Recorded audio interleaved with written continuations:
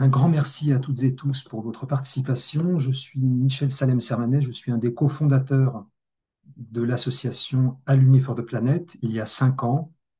Et ça fait 5 ans que je co-organise avec des associations d'alumni ce type de webinaire. Et j'avoue, je me faisais la réflexion il y a quelques minutes que c'est toujours avec une certaine émotion que, voilà, que je démarre ce webinaire parce que chaque webinaire est vraiment une aventure particulière. Voilà, il y aura, je l'espère, une forme d'alchimie entre les intervenants avec les participants.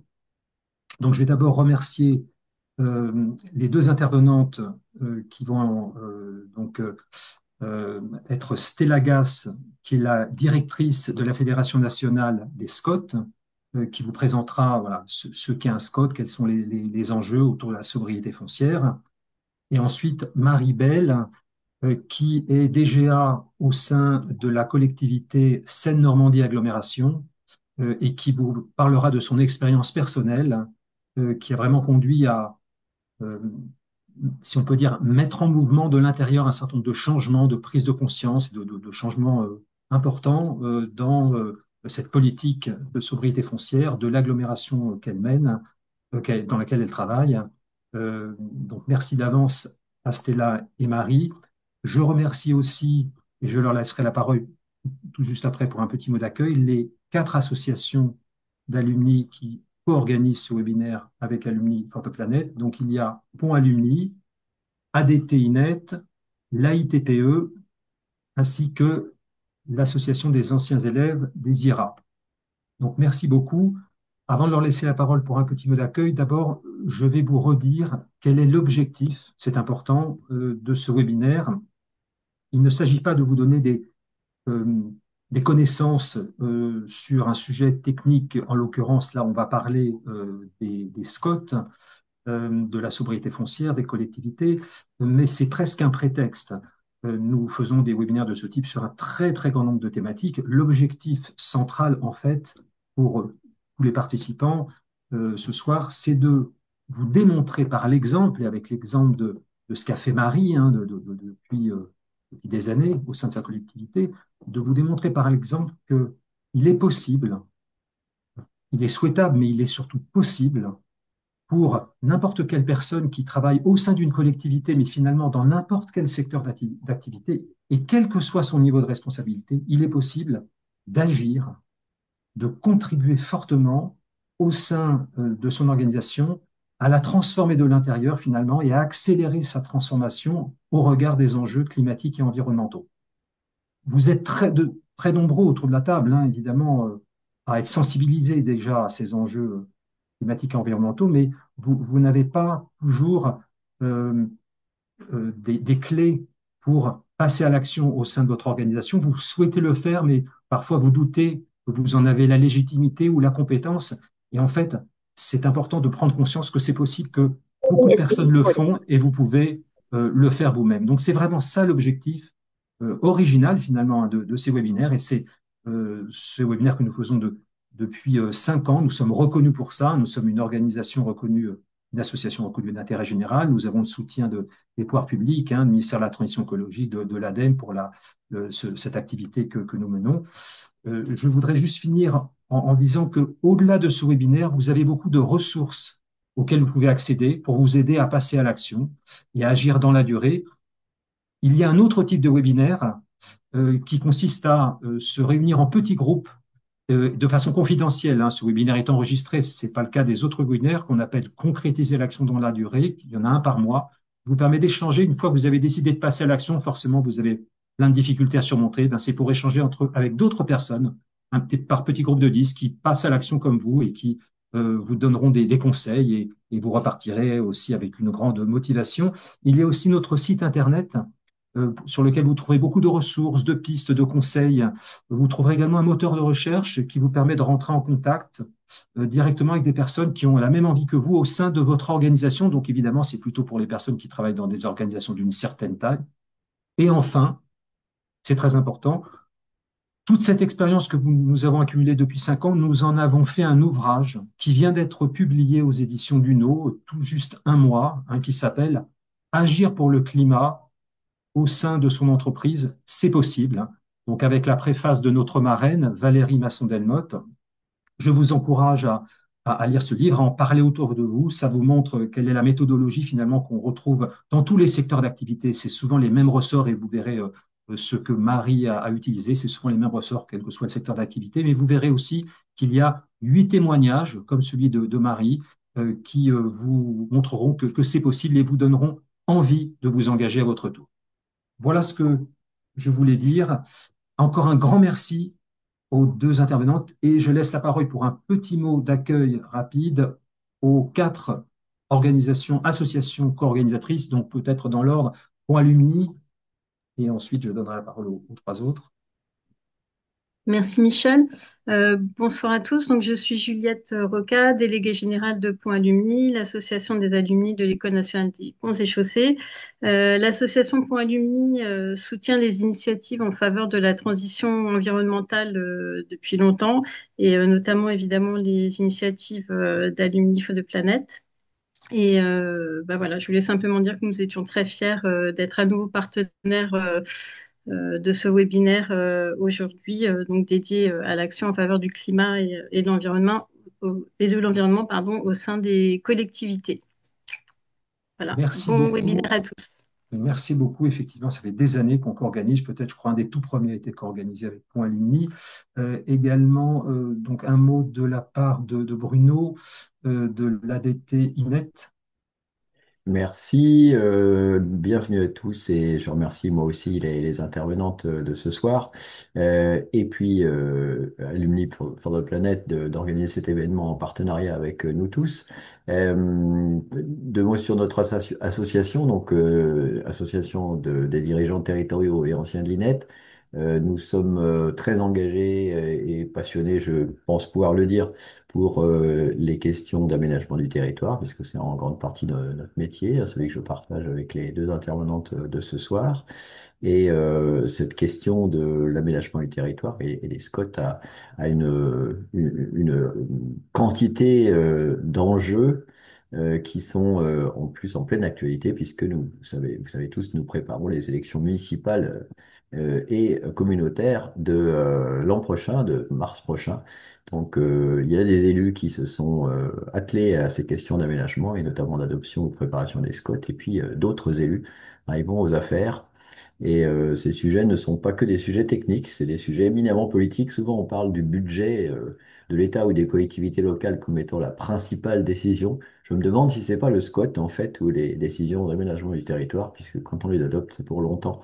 Et c'est pas seulement des questions environnementales, c'est aussi des questions de cohésion sociale, de souveraineté, d'installation, d'implantation ou pas de la richesse économique, de sa production. Voilà. Donc, je m'arrête là, mais je vous mets, j'espère, que je vous mets en appétit par rapport au sujet qui va être traité bientôt. Merci beaucoup, Bruno. Béatrice, la ITPE. Donc, bonjour à tous. Je suis Béatrice Faou, la directrice de la ITPE, et je suis ravie également de participer à ce webinaire qui traduit en fait notre l'engagement de notre association dans le domaine de la transition écologique, qui est notamment porté par notre club Transition et qui porte également sur un domaine qui est donc l'aménagement du territoire, qui est un et l'urbanisme, qui est un domaine d'activité de notre communauté. Et sachant qu'on a également 9% de notre communauté qui est qui travaille en collectivité territoriale, d'où notre participation à ce webinaire. Merci, Béatrice. Last but not least, Laurent pour les IRA. Merci Michel, bonsoir à tous. Laurent Borgnat, je suis le président de l'association des anciens élèves des IRA. C'est la première fois qu'on est amené à participer, à co-organiser un événement de ce type-là. On est ravis de rejoindre l'aventure. Ça fait déjà un petit moment qu'on réfléchissait à la meilleure manière de s'engager sur ces sujets au sein de l'association. Et donc, je remercie Alumni for the Planet de nous donner l'opportunité d'être embarqués dans cette aventure. On fédère dans notre association environ 2000 attachés d'administration qui travaillent dans une grande diversité d'administration et d'environnement professionnel, aussi bien en administration centrale, territoriale, dans des établissements scolaires. Et on a souvent des remontées d'attachés qui nous disent bah, j'aimerais pouvoir m'engager sur ces sujets, je suis sensible à ces enjeux, comment faire? Et quand on a eu l'opportunité de participer à cet événement et quelque part de donner à voir aux attachés d'administration des exemples concrets de réalisation, des témoignages d'acteurs engagés et inspirants, on a évidemment saisi cette opportunité. On espère que ça n'est que la première édition d'une série qui aura vocation à se poursuivre et que ces témoignages-là seront utiles et donneront évidemment envie à d'autres attachés de s'engager à leur tour et de participer à cette grande aventure commune. Merci beaucoup, Laurent. Donc, je vous propose d'entrer tout de suite dans le vif du sujet. Donc, je donne la parole à Stella Gass, donc, directrice de la Fédération nationale des Scouts, qui va nous expliquer déjà dans un premier temps ce qu'est un scout, quelles sont les responsabilités des uns et des autres dans ce domaine. Merci. Je peux bien partager ma présentation. Voilà, je vous ai fait une petite présentation pour vous permettre de suivre mes propos. Je ne sais pas si vous voyez en plein écran. Est-ce que c'est bon de votre côté? C'est bien, et n'hésite pas à parler un tout petit peu plus fort, mais on t'entend. Très bien. Donc, je me suis inscrite dans le thème de la journée Agir en faveur du climat. Et je voulais commencer mon propos par la capacité d'agir des acteurs, hein, bien sûr des collectivités, mais qui n'agissent pas seuls dans les territoires. Et je voulais partir d'éléments extrêmement basiques, mais qui nécessitent toujours d'être repositionnés dans la tête des acteurs des collectivités ou des acteurs privés. C'est celui d'un mécano de travail à toutes les échelles et que chacun a un bout de la solution et peut agir à l'échelle qui est la sienne, quelle que soit l'entrée de collectivité dans laquelle on travaille. On a tous un rôle à jouer, que ce soit dans l'espace régional à travers des outils qui organisent à travers le STRADET ou le SDRIF en Île-de-France, les schémas d'aménagement régionaux en Outre-mer ou le PADUC en Corse, une vision d'aménagement qui doit intégrer les enjeux climat à l'échelle des espaces régionaux. Pour les collectivités, ce sont à l'échelle des bassins de vie, hein, les stratégies territoriales de Scott, et qui se déclinent derrière en urbanisme opérationnel dans les PLU, PLUI, mais aussi dans beaucoup de politiques sectorielles et qui se déclinent au plus près du territoire, hein, à la parcelle dans les PLU, PLUI, jusqu'aux opérations pour les acteurs publics et privés hein, qui s'inscrivent dans la déclinaison réglementaire de tous ces objectifs. Et vous le voyez, je l'ai mis en bas de la partie opération publique-privée, un rôle des entreprises, au-delà du travail stricto sensu du cadrage qui est fait par la puissance publique et les collectivités, dans le cadre des projets qu'elles portent elles-mêmes ou de leur stratégie d'entreprise jusqu'à la RSE hein, et les enjeux de taxonomie verte européenne et d'externalité financière. Aujourd'hui, quel que soit l'enjeu, chacun a un intérêt à agir en matière de climat et chacun a un bout de la solution. Et donc, ce que nous portons beaucoup, hein, c'est que agir, souvent, les défis qu'on a relevés donnent un peu le vertige, mais chacun a un petit bout et chacun les mêmes défis à relever. Et en fait, comment est-ce qu'on coopère et comment on renforce l'écosystème d'acteurs autour de nos élus dans les territoires pour agir sur ces questions de climat. Alors, vous devez vous demander qui je suis pour prendre la parole aujourd'hui et discuter de ces sujets. Notre fédération en fait, accompagne les élus et les techniciens à l'échelle nationale sur les questions d'aménagement du territoire.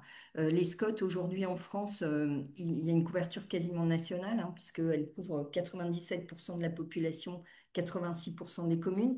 C'est une compétence intercommunale.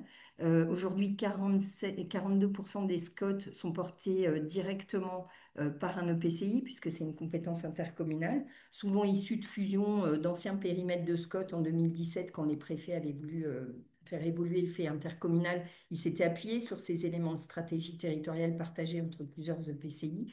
Et puis, on a des élus intercommunaux qui considèrent que le périmètre de la stratégie territoriale, bassin de ville, bassin d'usage, est plus large qu'une intercommunalité. Et donc, ils se rassemblent à plusieurs EPCI pour faire des stratégies collectives et donc ils mettent cette compétence SCOT, schéma de cohérence territoriale, au sein d'un syndicat mixte de SCOT ou d'un pôle d'équilibre territorial ou d'un pôle métropolitain ou parfois ça arrive aussi de parcs naturels régionaux, l'enjeu étant juste qu'ils aient une scène de dialogue politique pour décider ensemble de la stratégie territoriale. Donc, Là, je venais de m'entendre utiliser le terme stratégie territoriale. En fait, pour pouvoir faire travailler sur le changement climatique, ce qui est d'abord nécessaire, c'est d'avoir une stratégie. Et souvent, c'est ce qui manque, hein. On a souvent dans les territoires, ou même parfois au sein des services de l'État, une tendance à aller très vite sur le plan d'action. Parce que l'action, c'est bien, c'est enthousiasmant, on voit des résultats souvent à court terme. Mais ce qu'on dit beaucoup dans notre fédération, c'est que si on veut réussir le changement de trajectoire des territoires pour répondre aux enjeux climatiques, en fait, il faut qu'on ait une stratégie claire et qu'on fasse des actions qui permettent de mettre en œuvre la stratégie et qui permettent le changement de territoire, le changement de trajectoire, pardon. Donc, c'est quoi un schéma de cohérence territoriale? C'est d'abord un territoire, un périmètre que les élus ont choisi, intercommunaux, pour travailler ensemble à la définition d'une stratégie commune. Et de plus en plus, vous l'avez vu, 58% des territoires sont interterritoriaux. L'enjeu de la disponibilité des ressources, ça va encore accentuer cette question d'interterritorialité. C'est comment on coopère à la bonne échelle pour préparer l'avenir du territoire et son habitabilité.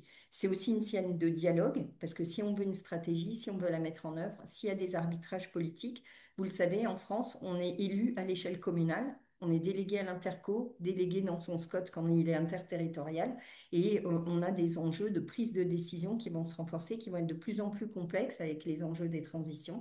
Et donc, on a besoin de scènes de dialogue, de coopération. On ne réussira pas à relever le défi des transitions à l'échelle uniquement communale, hein. On a besoin de répartir l'effort entre des territoires et des territoires communaux et intercommunaux. Donc, on a besoin de cette scène de dialogue qui va permettre de projeter, de discuter des arbitrages à venir.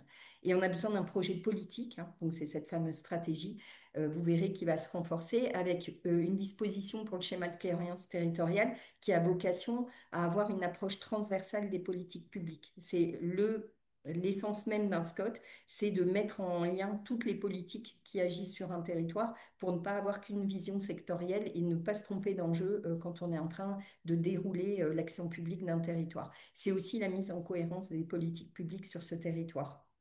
Et puis, bien sûr, il a une vocation juridique, réglementaire. Il a un certain nombre d'effets directs, hein, sur les territoires, sur les grandes opérations d'aménagement, sur les PLU, sur les PCAET. Donc, il va avoir un impact. Mais finalement, le plus important, c'est le cap qu'il va donner et la clarification de la stratégie territoriale.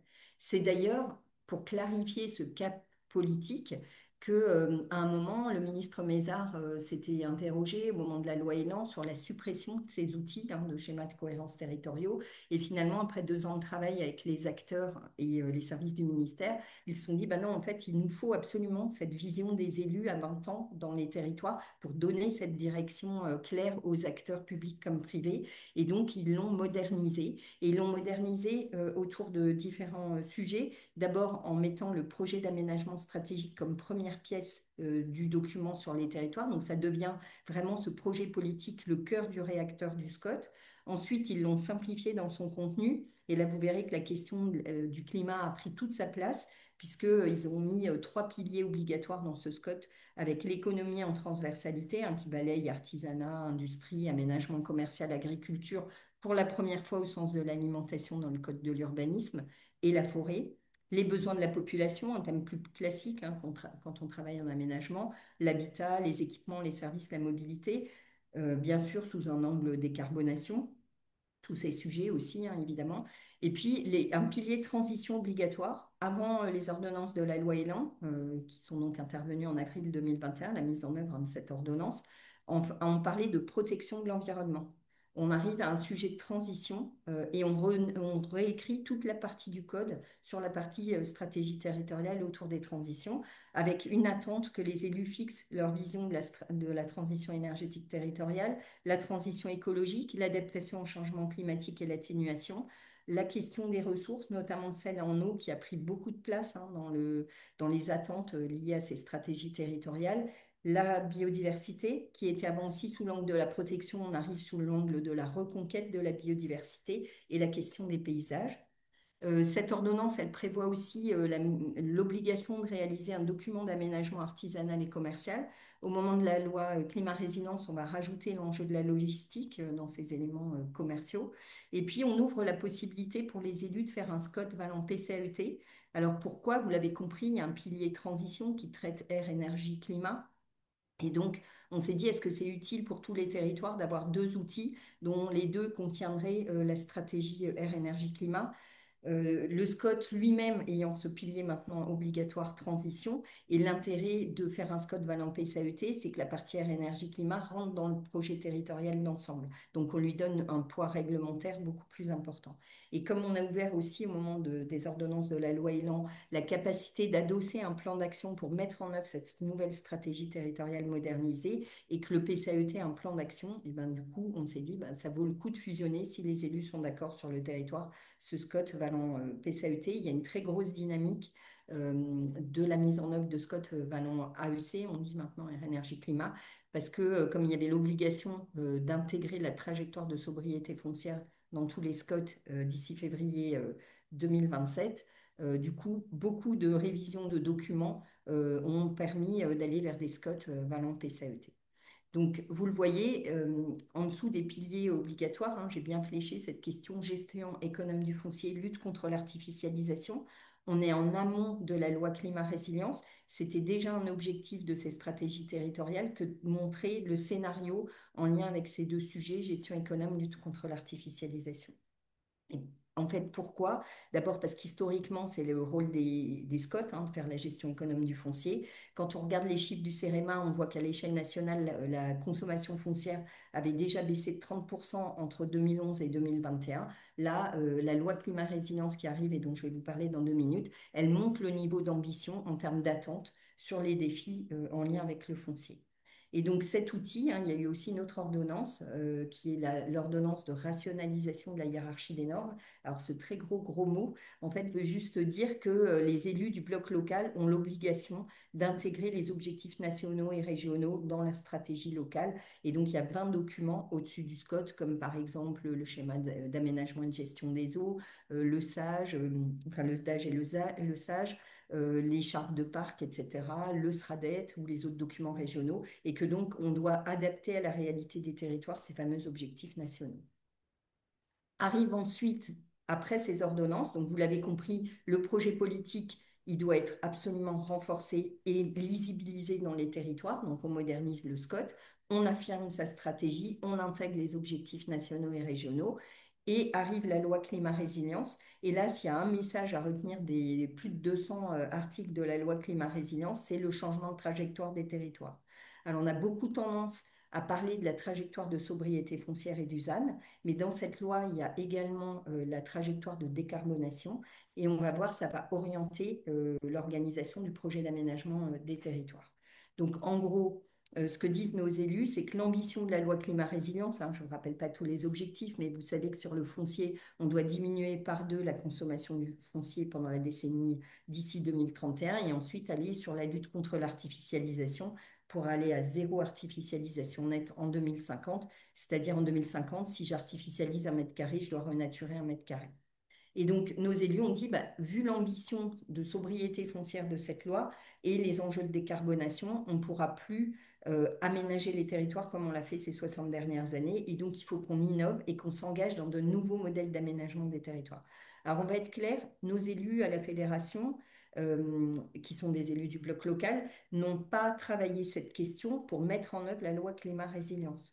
En fait, ce qui les intéresse sur le sujet, c'est les défis qui sont derrière la loi et qui sont des défis climatiques.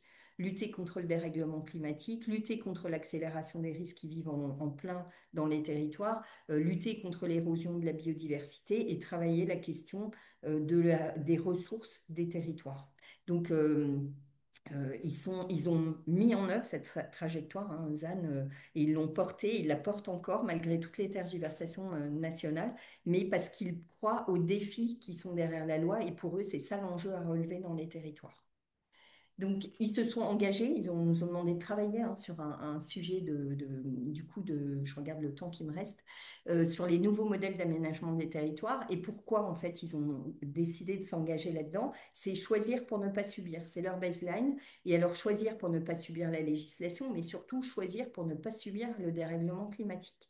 Et donc, en gros, ce qu'ils ont appelé de leur vœu, c'est revisiter la responsabilité des élus du bloc local sur la préparation des territoires et sur l'atténuation, prendre soin dans les territoires des habitants, des activités. Et ils ont considéré qu'ils avaient un rôle majeur parce qu'ils avaient beaucoup de leviers opérationnels dans les mains pour agir contre le dérèglement climatique.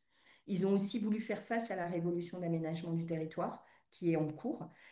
Cette révolution, ils la décrivent de la manière suivante. On a des enjeux de souveraineté industrielle, des enjeux d'adaptation au changement climatique, d'accélération des risques, je vous l'ai déjà dit, mais c'est aussi l'adaptation des territoires au vieillissement de la population, c'est les enjeux de mutation du commerce, c'est la pression sur la ressource en eau, c'est des enjeux de souveraineté alimentaire ou de souveraineté énergétique. Bref, n'en jetez plus, quoi qu'il arrive, aucun territoire aujourd'hui peut se dire qu'il peut continuer à se développer comme il l'a fait ces dernières années. Donc se dire que oui, on est dans une période de changement et que ce changement nécessite qu'on travaille du coup ces questions d'horizon. Et la loi climat-résilience, en fait, elle nous a posé deux horizons connus, zéro artificialisation nette, zéro émission nette d'ici 2050. Et le rôle des territoires, des collectivités, c'est d'identifier en fonction de la réalité et de ce qu'ils ont sur le terrain, le chemin qu'ils décident d'utiliser pour répondre à ces objectifs. Donc, en intégrant des sujets comme les sols qui étaient très mal abordés, par exemple, et puis une vision de la stratégie jusqu'à l'action. Je vous ai mis à gauche aussi les limites planétaires. On les porte aussi hein, comme limites de ressources en disant ce sont des limites planétaires, mais ce sont surtout des limites locales, des ressources auxquelles on peut accéder. Je pense que la question de l'eau, qui est la dernière limite planétaire qui a été dépassée, nous montre de manière extrêmement claire dans les territoires ce qui est en train de se passer en matière de dérèglement climatique. Michel, si je dois m'arrêter. Oui, oui, ok. Bah, je pense que ça suffit comme voilà, indication un petit peu générale. Il y a deux questions déjà tout à fait intéressantes. La première, tu as rappelé au début que voilà, la couverture des SCOT doit être nationale et en fait, elle ne l'a pas été immédiatement, elle ne l'est toujours pas complètement. Voilà, qu'est-ce qu'on peut dire par rapport à ça? C'est obligatoire, mais il y a des territoires qui ne sont pas couverts. Oui, Comment est-ce alors il possible? reste quelques territoires qui ne sont pas couverts. Alors souvent ce sont alors des territoires en Île-de-France. La prise en compte de l'intercommunalité sur le périmètre d'Île-de-France est très particulier. Hein. Vous le savez pour ceux qui travaillent sur ce territoire. Et donc il y a maintenant le SCOT par exemple de la métropole du Grand Paris qui est sorti. Il y a une vingtaine de SCOT, mais la couverture n'est pas intégrale. Donc il y avait aussi la question du SDRIF, hein, où il était pastillé, donc il rentrait dans un niveau de précision qui est plus important que les autres documents régionaux. Donc souvent, les élus du bloc local n'avaient pas apprécié à sa juste valeur l'enjeu de décliner une stratégie régionale sur l'échelle du bloc local. Et pourtant, il y a d'énormes enjeux. Et je pense que la trajectoire de sobriété foncière le montre de manière encore plus prégnante. Donc ça, c'est effectivement le cas. Il y a des territoires très ruraux qui n'en ont pas. Euh, Pourtant, en France, il y a une règle de constructibilité limitée, hein, c'est-à-dire que si on n'a pas de SCOT, en théorie, on ne consomme plus de foncier, sauf en Île-de-France, en Outre-mer et en Corse. Donc ça explique que sur ces trois types de territoires, il y ait moins de SCOT. Voilà. Mais la couverture D'accord. est déjà énorme. Alors, une autre question, plus sur le fond déjà. Est-ce que tu as une vision d'ensemble du contenu? Alors, c'est contenu en majuscule, donc j'imagine que, voilà, est-ce que derrière un affichage, quelque part, la réalité des SCOT prend en compte ces enjeux de transition écologique? Alors Et puis après, oui, une question plus spécifique sur le calcul des besoins d'artificialisation. Mais déjà, de manière générale, la prise en compte réelle, on va dire, dans la plupart des SCOT de ces enjeux. alors sur la sobriété foncière, j'ai envie de dire que juridiquement, ils n'ont pas complètement le choix, hein, puisque la loi, elle est extrêmement claire, la loi climat-résilience. Alors déjà, je vous l'ai dit, se sont emparés du sujet, ils ont fait un énorme travail depuis 4 ans, nos élus qui pilotent les SCOT hein, dans les territoires. Quasiment 80% du réseau enfin, des SCOT dans les territoires seront révisés pour intégrer la trajectoire de sobriété foncière de la loi climat-résilience d'ici les élections municipales de mars 2026. C'est énorme hein, en termes de mise en œuvre d'une loi dans un calendrier aussi court. Ils ont consacré, en tous les cas, les 303 territoires qui nous ont répondu à cette question, ils ont consacré, c'est l'équivalent de 775 EPCI, hein, ceux qui nous ont répondu. Ils ont consacré plus de 62 millions d'euros à ce travail de refonte de leur stratégie territoriale. Donc, je pense qu'ils ont l'intention de la mettre en œuvre. De toute façon, elle se met juridiquement, automatiquement en œuvre, hein, dans le lien de compatibilité avec les PLU. Donc, oui, ils ont fait un énorme travail. Après, sur le niveau d'ambition du changement de modèle d'aménagement du territoire, il reste encore du travail. Ils n'avaient pas énormément de temps pour le faire.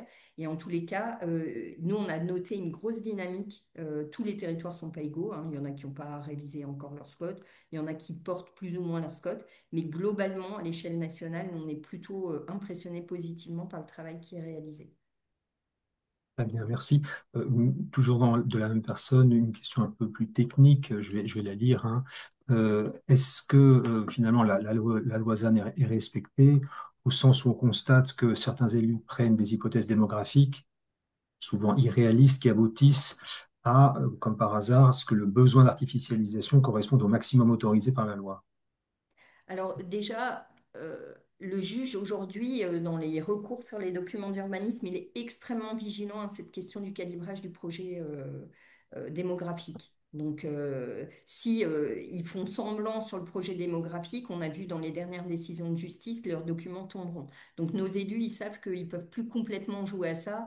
Et de toute façon, l'enjeu, il n'est pas tellement sur le calibrage du scénario démographique, en fait, parce que quand vous perdez, quand vous avez déjà une trajectoire baissière de 30% de foncier en vision rétrospective et que vous rediminuez de 50% la conso du foncier, vous êtes sur des niveaux d'ambition de réduction de la trajectoire de foncier qui est déjà énorme, hein. Et d'ailleurs, avec la territorialisation des régions, on a des territoires où ils ne sont pas à moins 50%, ils sont à parfois moins 69% de consommation de foncier par rapport à 2011-2021.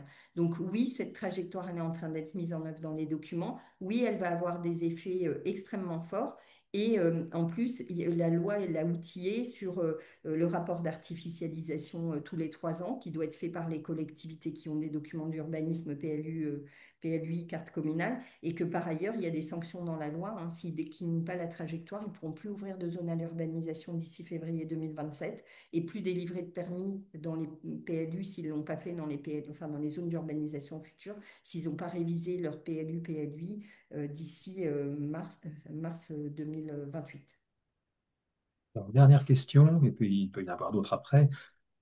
Sur un sujet intéressant qui est quelle est la part des actions dans les SCOT qui relèvent de l'atténuation et de l'adaptation. Alors vous savez, l'atténuation, c'est les mesures que l'on prend pour limiter le dérèglement climatique. Et donc c'est un phénomène évidemment mondial, mais il faut que chaque territoire, chaque pays fasse sa part.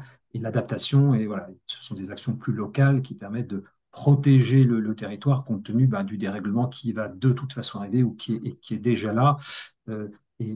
Avant de te laisser répondre, Stella, je voudrais juste dire, parce que c'est ce que dit tous les jours notre marraine, hein, Valérie Masson-Delmotte, hein, je rappelle, qui est une climatologue extrêmement reconnue et qui a représenté la France comme présidente du groupe 1 du GIEC pendant 8 ans, hein, de 2015 à 2023. Ce qu'elle dit, c'est au-delà d'un certain niveau de dérèglement climatique, on ne saura pas s'adapter. Ça ne sera même pas une question de financement, c'est qu'on ne saura voilà, techniquement, physiquement pas s'adapter. Donc, il faut vraiment agir sur les deux leviers. Et sur le levier de l'atténuation, il faut agir urgemment parce que, et c'est vraiment elle qui a inventé ces termes, hein, que tout le monde connaît maintenant, chaque dixième de degré compte. Donc, faut agir rapidement. Quand on parle d'urgence climatique, on se dit vraiment, il y a urgence, mais oui, chaque dixième de degré compte. Et vous savez que maintenant, il faut juste 4 ans, hein, pour que la température globale augmente de 1 dixième, hein, puisqu'en fait, tous les 10 ans, ça augmente de plus de 2 dixièmes, hein, ce qui est, voilà, s'il y a une accélération. Et pour se rendre compte d'ailleurs pourquoi chaque dixième de degré compte, il suffit du coup de se souvenir il y a 10 ans. Alors, il y a 50 ans, bon, certains n'étaient pas nés, mais en tout cas, on a plus de mal à s'en souvenir, ou il y a 40 ans, mais il y a 10 ans, on se souvient. On se souvient que c'était pas aussi compliqué que maintenant. Le climat n'était pas aussi compliqué que maintenant, il y a 10 ans. On n'avait pas les incendies, on n'avait pas les canicules comme maintenant. Eh ben, il y a 10 ans, il y avait juste une différence de à peine 2 dixièmes. Donc, on voit qu'il ne faut pas qu'on prenne trop de dixièmes. Donc voilà, je voulais juste redire que c'est très important de continuer à travailler sur l'atténuation, pas seulement l'adaptation, hein, mais je voudrais du coup te laisser répondre, Stella. Est-ce qu'on trouve de manière équilibrée finalement ces deux actions, sachant que certaines actions cochent les deux cases, hein? Mm. Alors, aujourd'hui, on n'a pas évalué la nouvelle génération de Scott puisqu'elle est en cours de finalisation, hein. Donc, je ne peux pas vous dire, ils ont fait tant sur l'atténuation, tant sur l'adaptation. Par contre, ce que je peux vous dire, c'est que nous, on porte depuis l'année dernière, en 2024 à Arras, un sujet qui croise atténuation et adaptation, qui est de travailler sur les espaces non bâtis, que ce soit dans l'enveloppe urbaine ou en dehors de l'enveloppe urbaine, où on encourage nos élus à mettre en œuvre des stratégies écologiques territoriales. Et dans ce cadre-là, on a fait un projet Life Biodiv dans lequel on accompagne 30 territoires en France pour la mise en œuvre concrète de ce qu'on raconte, à savoir travailler sur une stratégie de renaturation et d'accentuation des puits de carbone, d'infiltration, de végétalisation et d'amélioration de la qualité agronomique des sols dans les territoires, et pour lesquels on fait un gros travail sur l'identification des secteurs de renaturation. On a dit à tout le monde remettre du vert sur le vert, hein, travailler le gain de biodiversité, le gain écologique territorial, et où on va jusqu'au travail sur les sols. Et on voit que les élus se sont saisis de ces questions et on les encourage beaucoup à travailler sur le grand cycle de l'eau, sur la culture de l'eau dans les territoires, hein, en leur disant que l'impact du dérèglement, il va être extrêmement fort sur ces questions. Et on voit quand même que les sujets sont pris en main, donc ils seront en partie dans les stratégies, ils sont beaucoup concentrés sur les enjeux de foncier dans la génération de Scott qui sort, mais dans le cadre de la mise en œuvre, on sait qu'ils vont aller beaucoup plus loin sur stratégie écologique territoriale, les enjeux de l'eau, etc. Donc, nous, on sait que la prise, en tous les cas, dans la génération qui termine son mandat, là, ces sujets, ils sont extrêmement portés. La question qui va se poser à nous, c'est, je pense qu'on va avoir un énorme renouvellement comme on n'en a jamais connu en France sur le bloc local. Et la question, c'est comment on s'assure de la transmission des enjeux et des sujets à la génération d'élus qui va arriver. Très bien, merci beaucoup Stella. Donc, je ne poserai pas la dernière question de l'humoriste Francis Blanche, hein. Vous pouvez la regarder dans le chat. Un petit peu d'humour dans ce webinaire, c'est pas inutile. Vraiment un grand merci Stella pour avoir en quelque sorte planté le décor, nous avoir expliqué ce qu'est un SCOT, qui est responsable de quoi. Et on a vu que voilà, finalement, il y a beaucoup d'acteurs, hein, qui portent une partie de la solution. Et merci de nous avoir voilà, montré comment cet outil contribue à des politiques territoriales qui prennent vraiment en compte les enjeux de transition écologique. Et donc maintenant, je vais passer la parole à Marie, hein, donc Marie Belle, je rappelle, qui est DGA au sein de l'agglomération Seine-Normandie et en particulier chargée du SCOT. Et avant qu'on rentre, donc voilà, Marie, tu vas nous expliquer en quoi tu t'es engagée, hein, et en quoi tu as permis en particulier que ta collectivité adopte un SCOT tout à fait, enfin, très ambitieux. Je voulais peut-être que tu commences par nous dire, par nous rappeler peut-être quand même ton poste exactement, et ensuite nous dire finalement pourquoi est-ce que tu t'es engagé sur cette action, pourquoi est-ce qu'à titre personnel, ces sujets te touchent, avant de rentrer dans le détail finalement voilà, de ce que tu as fait depuis ces dernières années. Avec plaisir. Bonsoir à tous et merci pour votre attention. J'espère que je vais pouvoir aider certains, éclairer certains. Alors, mon poste actuel, donc directrice générale adjointe de l'agglomération, en charge du pôle aménagement, transition, mobilité. Pour information sur le sujet qui nous intéresse ce soir du SCOT, quand on a lancé le projet du SCOT, je n'avais pas les transitions dans mon portefeuille. Ce qui montre que je n'ai pas fait peur à tout le monde finalement en travaillant sur le SCOT et sur la partie transition des SCOT, puisque les élus m'ont fait confiance ensuite pour récupérer cette partie-là. Je viens, moi, d'un monde assez classique en France de parents fonctionnaires pour mon père, dans les bâtiments, travaux publics, une maman qui travaille à la Confédération Générale des SCOP.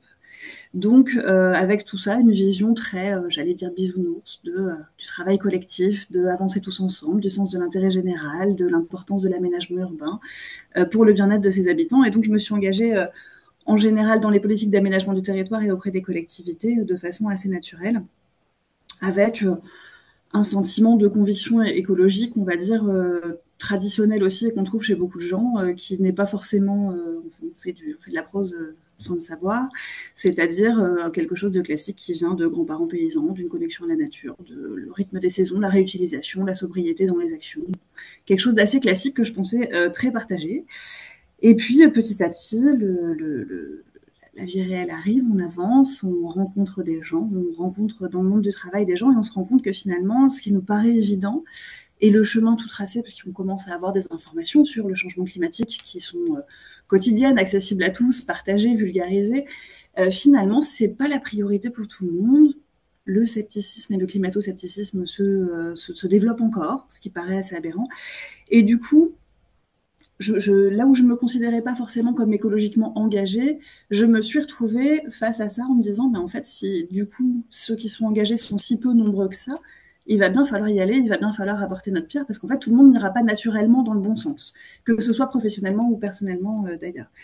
Et donc, du coup, à ce moment-là où j'ai pris conscience de ça, c'était, je travaillais uniquement sur la partie transport au début de ma carrière, et donc il a fallu déjà commencer à poser quelques petites pierres sur la politique du transport, sur la sobriété de l'utilisation des transports, sur le changement de motorisation, sur des choses petit à petit à une échelle où j'étais uniquement chef de service, et donc j'avais un peu moins accès directement à la prise de décision. Et c'est vrai que l'augmentation de l'information sur le sujet, qui était liée à l'urgence en fait, qui s'accélérait sur le sujet, et à côté de ça, une certaine inertie du monde, des collectivités comme des entreprises sur le sujet, en tout cas ce que j'observais comme tel, a rendu les choses un peu douloureuses pendant une période énervante. Voilà. C'est les émotions qui ont pris le dessus pendant une période. Et donc, ça a été assez difficile à vivre, parfois dans le cadre professionnel, où en termes d'erreurs que j'ai essayé de corriger, et donc l'idée c'est de vous expliquer comment j'ai essayé de les corriger, j'ai mis beaucoup d'émotionnel dans la façon de porter ces sujets dans ma collectivité. Pour autant, j'y suis toujours, hein, donc tout le monde a survécu. Mais du coup, c'est vrai que ça a été pas tant le déclic de la nécessité de passer à l'action, mais le déclic de se rendre compte que tout le monde n'avait pas compris qu'il fallait passer à l'action. C'est ça qui a été le plus difficile et le plus délicat. Et donc, petit à petit, dans l'évolution de ma carrière, j'ai donc encadré finalement l'aménagement de la planification, retrouvé ces sujets de SCOT. Et donc, quand on s'est embarqué sur ce sujet-là, j'étais à ce moment-là dans un début de gestion de mes émotions sur le sujet, d'une éco-anxiété naissante et d'une frustration de ne pas voir tout le monde évoluer sur les sujets, encadrée notamment là-dessus par ma directrice générale des services qui m'a beaucoup soutenue et aidée sur la façon d'appréhender les choses, de prendre un pas de recul et de s'assurer que tout ne reposait pas sur mes épaules. Très bien. Alors du coup, est-ce que maintenant tu peux nous présenter les actions que tu as engagées, les Oui. principales actions au cours des dernières années pour en arriver au SCOT et nous dire un petit peu, voilà, qu'est-ce que tu as réussi à faire dans ce SCOT qui a été adopté récemment, il y a quelques mois. Oui, alors il a été adopté récemment et pour autant on a commencé le travail en 2018 sur le sujet. C'est un travail au long cours, l'accouchement a été long. Stella nous a accompagnés sur une partie, elle peut en témoigner. L'accouchement a été long pour plein de raisons, mais le travail s'est officiellement lancé. Notre bureau d'études a été retenu en 2019. On était sur un territoire jeune, puisqu'on a un territoire qui est né en 2017, de fusion de plusieurs intercommunalités. On avait peu d'habitude de travail en commun entre nos communes, entre nos maires, avec les services. Le niveau de confiance, on va dire, collectif, pour se dire je pense d'abord au collectif avant de défendre mon territoire et ma commune était encore un petit peu compliqué. On a donc pensé ce SCOT comme un projet de territoire, en fait, un document qui allait pouvoir réunir tout le monde autour d'une vision commune du territoire. Et la première victoire qu'on a eue, je dis on parce qu'évidemment c'est pas des projets qui se portent seuls et qu'il y a une équipe derrière moi et puis un président qui a bien voulu nous suivre et puis une direction générale des services qui nous a suivis aussi. Mais la première victoire qu'on a eue, c'est de pouvoir rédiger un cahier des charges assez ambitieux sur ce SCOT avec tout un travail prévu avec la population, avec les habitants, pour embarquer aussi les bonnes idées et puis faire remonter les attentes de cette population qui, en partie, allait vers la transition écologique, plus que ce que nos élus pensent parfois. Pour autant, on avait prévu des cafés SCOT, on avait prévu plein de choses sympathiques pour rendre le sujet un peu sexy, un peu sympa, mobiliser la population et faire de ce territoire un territoire qui existerait auprès de ses habitants aussi. Pour autant, on a déployé ça fin 2019. Janvier 2020, on était prêt à lancer les cafés SCOT. Février 2020, premier café SCOT, prévu le 28 février. Donc, Covid, pas de café SCOT, pas de diagnostic du SCOT, paralysie totale dans les collectivités, 6 mois d'attente pour redémarrer le sujet et se dire comment est-ce qu'on redémarre. On a dû se rendre à l'évidence que le côté très grande concertation avec la population allait se mettre de côté. Et puis des élus Et c'est normal parce on l'était aussi assez perturbé par cet épisode Covid et donc très rééloigné de ce sujet Scott qu'on avait lancé l'année d'avant et finalement on avait l'impression qu'il s'était passé une décennie depuis. Donc il a fallu les remobiliser sur le sujet Scott, les relancer sur le sujet, etc. C'est un travail qu'on a pu faire finalement réellement, de réunion avec eux et de travail sur le sujet que début 2021. Début 2021, nous revoilà partis sur le Scott en leur expliquant les 3 axes, les 3 piliers, la façon dont il allait falloir avancer sur ce sujet, les différents enjeux, etc. Et puis août 2021, sortie de la loi climat et résilience. Bon. Alors, sortie de la loi climat et résilience, excellente nouvelle pour les gens convaincus de son utilité et de sa nécessité, qui effectivement avait, on peut résumer sur 6 points essentiels, on va dire. Le logement, c'est là-dedans qu'on retrouve l'interdiction progressive de louer les passoires thermiques. Les transports, les ZFE, les fameuses qui ont fait débat aussi. Il y a plein de sujets qui ont fait débat finalement, qui sont issus de cette loi climat. L'urbanisme avec le zéro artificialisation nette, l'interdiction de la publicité pour les énergies fossiles, la création du délit d'écocide et puis l'intégration de critères environnementaux dans la commande publique. Finalement, c'est les 6 grands points de cette loi et ça venait heurter un travail qu'on venait de relancer. Les élus avaient l'impression que ça faisait déjà 10 ans ou 5 ans qu'on était sur ce Scott. On vient leur dire attention, changement de règles.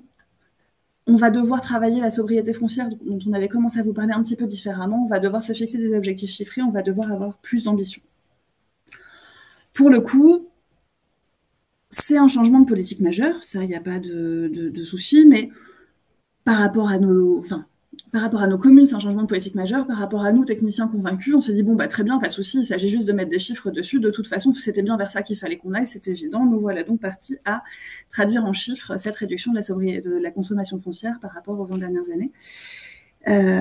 Et à présenter en Parlement des maires des premières trajectoires, des premières suppositions de chiffres, une fois que les circulaires avaient tout été sortis, ce qui a encore pris un certain temps.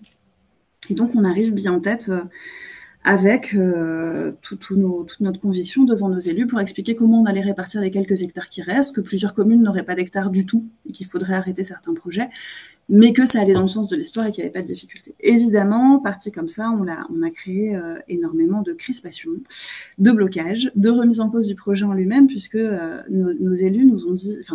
Nos élus ont d'autres visions que les nôtres, et ce qui est bien normal. Ils ont une vision bien plus générale et bien moins thématique. Ils ont cette conviction que leur village doit être sauvé à travers le maintien de leur école, que le maintien de leur école vient par l'accueil de jeunes couples, vient par l'accueil de familles avec des enfants, et que, évidemment, cet accueil de jeunes couples et de jeunes familles ne vient que par la construction de lotissements, et que, évidemment, vu la complexité de la réhabilitation en France, la création de lotissements se fait forcément sur un champ, ou à la place d'une forêt, plus rarement quand même, heureusement, mais au moins dans un champ, parce que c'est là qu'il est simple de construire. C'est là qu'on s'est dit, on s'y est donc pas pris du tout de la bonne façon. Le président nous a dit, c'est hors de question que vous me fassiez une crise politique au sein de l'agglomération avec le Scott, il va falloir trouver une solution autre pour les embarquer et les convaincre.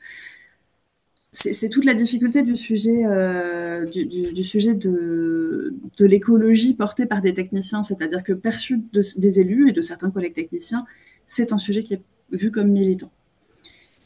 C'est toute la difficulté. Et donc, on a fait ce pas de recul, on a pris le temps, on s'est dit, bon, il y a pourtant urgence à agir, il y a pourtant urgence à avancer sur tous ces sujets.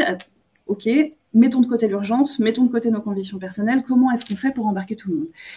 Et d'un coup, on a repris notre copie et on s'est rendu compte qu'à aucun moment, on avait pris le temps de la pédagogie. C'est-à-dire qu'à aucun moment, on leur a expliqué ce qu'il y avait dans la loi et pourquoi elle avait été votée, cette loi. Et en fait, au niveau national, avec tout ce qu'on se disait sur le contexte du Covid, la guerre en Ukraine, etc., ça n'a pas été fait non plus. Il n'y a pas eu ce débat. Ils n'ont pas eu ce débat entre eux et tout le monde n'est pas branché en permanence sur des podcasts environnementaux qui expliquent pourquoi on s'approche ou pas des limites planétaires et pourquoi c'est dangereux. Donc, on s'est dit très bien, dans ce cas-là, il faut qu'on recule, il faut qu'on arrive à sortir de ce que les élus perçoivent comme une contrainte qui leur tombe dessus, une contrainte de plus, une dépossession aussi de leur pouvoir politique, en fait, c'est-à-dire de se dire, j'ai encore moins de liberté. L'urbanisme est censé être encore une compétence partagée avec la commune et pour autant, on m'explique que j'ai pas le choix, que ça va être comme ça, pas autrement, et que c'est l'écologie qui va dicter mon action sur ma commune. Là où on pourrait avoir une réaction quand on est soi-même convaincu de se dire mais en fait c'est pas possible, ils rejettent toute idée écologique, c'est vraiment pas le cas en fait. En échangeant avec eux, on se rend compte que l'enjeu n'est pas sur le rejet de l'idée écologique, mais vraiment sur ce côté décision qui descend, qui est abrupte, qui s'impose, qui contraint, qui bloque et qui n'explique même pas pourquoi elle est là. Donc on a pris ce temps de recul. On l'a fait de deux façons. Un premier temps d'explication plutôt, on va dire législatif, c'est quoi la loi, qu'est-ce qu'elle contient, qu'est-ce qu'elle impose, mais qu'est-ce qu'elle permet, en quoi elle est protectrice, en quoi elle va dans le bon sens. Ça, c'est Stella qui l'a fait, du coup. C'est la Fédération des Scots qui nous a épaulés là-dessus. Stella a passé une merveilleuse soirée au Parlement des maires à Seine-Normandie Agglomération il y a quelques années maintenant, en 2022 de mémoire, pour expliquer tout ça à nos élus et puis leur expliquer surtout la responsabilité du bloc communal. Ce qu'on appelle le bloc communal, c'est l'agglomération et chacune de ses communes. Donc nos élus locaux étaient responsables, y compris devant la loi, y compris de la bonne mise en œuvre de ça. Et on en revient toujours au même, il y a un crime d'écocide, il y a des choses qui se mettent en place pénalement aussi, et c'est important qu'ils le sachent. Ça, c'était sur la partie réglementaire. Quel est le cadre dans lequel on va devoir jouer maintenant et comment cette loi peut se mettre en œuvre et s'appliquer et pourquoi c'est aussi et d'abord une opportunité. Et puis, encore un pas de recul supplémentaire, mais qu'on a fait après, parce qu'il faut le temps d'apprendre et de trouver les bons interlocuteurs, qui est un pas de côté qu'on a fait avec l'équipe de France Ville Durable. C'est-à-dire que très vite, on s'est dit, en voyant intervenir Stella, que faire intervenir des experts extérieurs, reconnus, qui ne seraient pas accusés de militantisme, parce qu'ils ont une caution derrière, voilà, c'est toutes les collectivités de France quasiment qui sont dans la Fédération des Scots. France Ville Durable, c'est une association qui est financée par l'État, par des entreprises privées, par des collectivités territoriales et par des experts du domaine. Pas de remise en cause de quelque chose de partisan ou de trop orienté d'un côté ou de l'autre. Donc, l'enjeu, c'est ça. C'est aussi de se dire, les équipes se mettent en protection, les équipes d'agents que nous sommes, qui doivent être le plus neutre possible et le plus en conseil technicien, se mettent en protection en faisant intervenir des personnes extérieures qui vont pouvoir porter le discours, mettre le cadre et embarquer tout le monde. Et donc, France Ville Durable est intervenue pendant une journée complète. On a réussi à enfermer tous les maires du territoire, donc les 61 maires du territoire, pendant une journée complète pour leur parler transition écologique avec une plénière toute la matinée par Sébastien Merle, le président de France Ville Durable, pour expliquer ce que c'était qu'une limite planétaire, ce que c'était que le changement climatique, quels étaient les chiffres réels, vérifiés, adoubés, qui ne permettaient plus de remettre en cause cette trajectoire-là, quelles étaient les conséquences, les risques qu'on observait déjà, quelles étaient les perspectives pour les 10, 15, 20 prochaines années, notamment sur un territoire comme le nôtre et pas que dans des territoires qui paraissaient éloignés. Et on a fait donc tout ce travail-là et 2 demi-journées ont été rajoutées aussi avec le concours de France Ville Durable pour travailler en atelier, c'est-à-dire que on pose d'abord le cadre général de c'est quoi le changement climatique, c'est quoi le risque, c'est quoi nos obligations en termes d'atténuation et d'adaptation. Ensuite, là-dedans, la partie destination des sols, comment je protège mes terres agricoles, mes espaces forestiers, mes espaces naturels, pourquoi ça a un impact sur la ressource en eau, pourquoi ça a un impact sur l'autonomie alimentaire, pourquoi ça a un impact sur le CO2, pourquoi ça a un impact sur la biodiversité. Sur une demi-journée, pourquoi en fait ce ZAN, il arrive là et pourquoi il est justifié. Et ensuite seulement, on a fait un atelier et là déjà on s'est dit qu'on avait réussi à gagner quelque chose parce que plusieurs maires ont été volontaires pour le faire, c'est-à-dire que des maires volontaires nous ont présenté des projets qu'ils avaient, de lotissement, de création, de choses dont ils sentaient bien que ça allait être mis en cause par cette loi et ont accepté d'y travailler par groupe d'une dizaine avec à la fois des agents de l'agglomération qui n'étaient pas forcément que de l'équipe aménagement et urbanisme, avec d'autres collègues maires pour venir critiquer leur projet, pouvoir se dire, du coup, en fait, finalement, on repart du vrai besoin de la commune. C'est quoi le vrai besoin de la commune? Et est-ce que finalement, tes 10 logements, tes 15 logements, tu peux pas les faire autrement? Tiens, t'as une école qui a fermé, qu'est-ce que tu fais du bâtiment, etc. Et donc, de commencer, non pas à passer à l'action, mais à étudier les différentes pistes qui s'ouvraient pour faire les choses différemment et se dire que le fait de ne pas pouvoir faire un lotissement au milieu des champs n'était pas la fin de tout projet et de tout accueil de nouvelles populations ou de nouveaux bâtiments. Là, ça paraît court, mais en fait, ça a duré tout ça 1 an, 1 an et demi, au rythme des circulaires qui précisaient la loi et qui arrivaient parfois au compte-gouttes et parfois contradictoires les unes avec les autres. Il y a eu de temps en temps quelques peurs de repartir en arrière, c'est-à-dire que le climat s'était bien apaisé avec nos élus, on était en confiance pour travailler, etc. Quelques peurs de revenir en arrière puisqu'on a des parlementaires qui régulièrement proposaient des lois d'adaptation du ZAN, d'amélioration du ZAN, de simplification du ZAN. Celle-ci est passée, elle n'a rien simplifié, c'est le seul avis personnel que je donnerais sur la législation. Il est technique, ça n'a rien simplifié. Et à chaque fois, on avait quand même des élus qui disaient mais du coup, finalement, si le cadre législatif risque d'évoluer et de se relâcher, est-ce qu'on peut pas attendre un peu avant de se décider pour être sûr de pas trop se contraindre quand même? Et on a fini, malgré tout, par réussir au mois de juin dernier, du coup, à arrêter notre SCOT. Avec une trajectoire démographique tout à fait raisonnable puisqu'on prévoit sur 20 ans le maintien de notre population, ce qui est déjà énorme vu les perspectives démographiques des prochaines années, et justement pas, comme le disait l'intervenant tout à l'heure, de se dire on va faire une augmentation de 2 ou 3% de notre population. On sait que ça n'arrivera pas, sauf si on a des réfugiés climatiques et que les choses s'accélèrent, mais j'ose espérer que d'ici 20 ans, ce ne sera pas encore le cas pour la Normandie. Donc on a arrêté ce SCOT en juin, la trajectoire ZAN est respectée. alors qu'on on est quand même parti d'un moment où, quand la loi climat et résilience est sortie, une partie des élus nous avait dit, bon, bah écoutez, on fait le SCOT en urgence, à l'arrache, on le valide comme ça sans respecter la trajectoire ZAN, et on verra bien plus tard, on a jusqu'à 2027, on repousse à plus tard le fait de l'actualiser et de le mettre en lien avec cette trajectoire ZAN. On a validé ce SCOT qui présente les 3 axes dont tu as parlé, Stella, qui sont présentés dans la loi comme l'économie, l'habitat et les services, et la transition écologique, en mettant la transition écologique en premier pilier dans notre SCOT, dans la présentation. Donc on l'a mis en priorité, comme une priorité du territoire. Donc c'est une fierté. On a fait notre enquête publique, qui vient de se terminer et dont je ne vous donnerai pas les résultats, mais qui sont pas inquiétants, tout va bien. D'ici décembre, nous devons procéder à l'adoption définitive de ce SCOT pour qu'il se mette en œuvre en janvier 2026.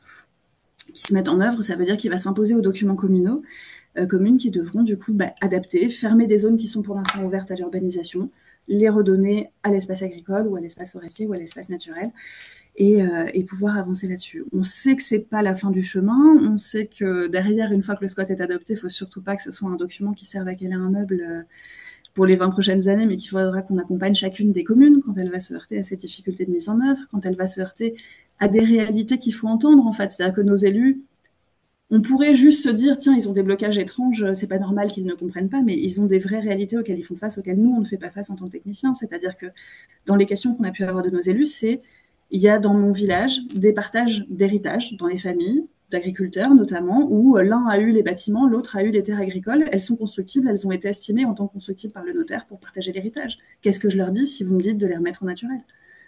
C'est toutes ces questions-là auxquelles ils se heurtent. Et on a beau leur dire facilement, il faut faire la pédagogie, il faut leur expliquer, c'est pas si simple à régler, et donc ils ont besoin de cet accompagnement-là. Et c'est notre rôle, en fait, de technicien. On est une agglomération, nous, en plus, dans laquelle le président considère qu'on est d'abord au service de nos communes, et pas décisionnaire sans eux. Donc effectivement, ça, c'est l'enjeu principal, c'est d'accompagner derrière sur la mise en œuvre pour que ce ne soit pas que un document théorique, et que quand on fera le bilan tous les 3 ans de ce SCOT, on puisse s'assurer que la trajectoire est la bonne. Voilà. Mais en résumé, du coup, pour moi, les trois actions, enfin les 3 sujets principaux qui pourraient peut-être aider à activer des choses et à passer à l'action, qui m'ont aidé moi en tout cas à me dire, ce dossier peut être très compliqué, il peut être conflictuel, et pour autant on va y arriver, et on va aller dans le bon sens, et on va cocher les cases, et à titre personnel, dans mes valeurs, ça me fera du bien aussi. C'est d'abord une prise de recul et une mise à distance des émotions, parce que ça, pour le coup, c'est compliqué. Quand on est technicien et quand on est en direction dans une collectivité, c'est pareil dans une entreprise, on n'attend pas de nous qu'on dise c'est pas possible de faire autrement, on attend de nous qu'on explique pourquoi, comment, et qu'on trouve le chemin pour y aller. Se mettre dans les chaussures de ses interlocuteurs, ça c'est hyper important, savoir d'où ils partent, se rendre compte que ce qu'ils savent sur ce sujet-là en particulier, ils savent peut-être plein d'autres choses que nous on ne sait pas, mais sur ce sujet-là en particulier, c'est pas ce qu'on pense communément acquis pour tout le monde. Donc, qu'est-ce qu'ils savent, quels sont leurs freins, légitimes ou pas? Il y en a des qui nous paraissent illégitimes, il y en a beaucoup qui sont tout à fait légitimes et qu'il faut les aider à lever, et pas balayer ces freins-là d'un revers de main. Et puis, faire intervenir des personnes extérieures. Le 3e point, c'est vraiment celui-là. C'est hyper important de se mettre, j'allais dire, en protection. Oui, c'est aussi ça.